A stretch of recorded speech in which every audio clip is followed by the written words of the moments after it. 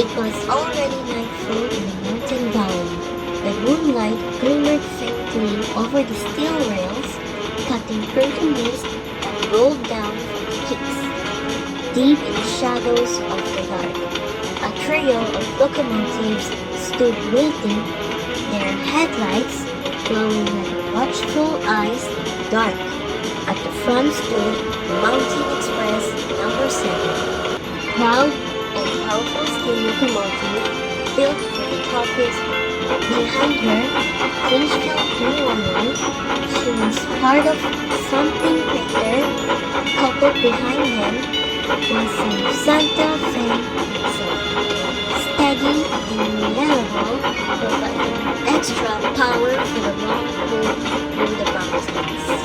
The coaches were lined up behind, passenger cars and mail wagons swaying gently, their windows glowing with the warm light of lanterns inside. The passengers were already asleep, unaware of the tremendous power ready to guide them through the night. A whistle echoed across the valley, long and still, as Mountain Express 7 pulled on the clock. Together, they began their ascent to the dark mountain pass. The coaches rocked gently as the train crossed trestles high above the deep valleys below. The rhythmic clatter of wheels became a lullaby of the night.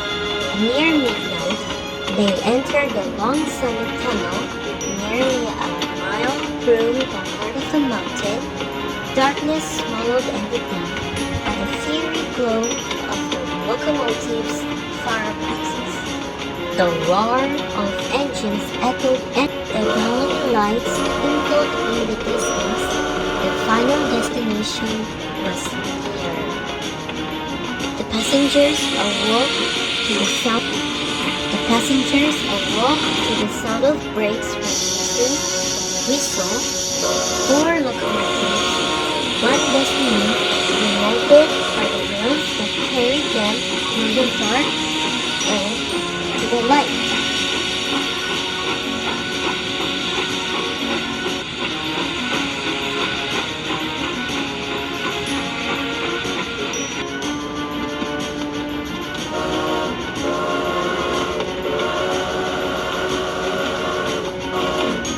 The climb was steep and the air grew colder.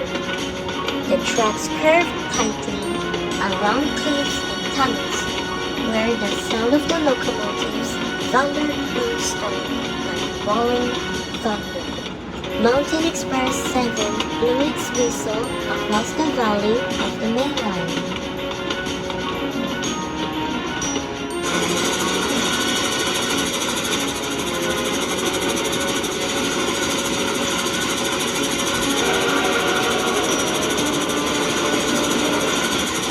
Mountain Express number 7's whistle thundered through the town mountain.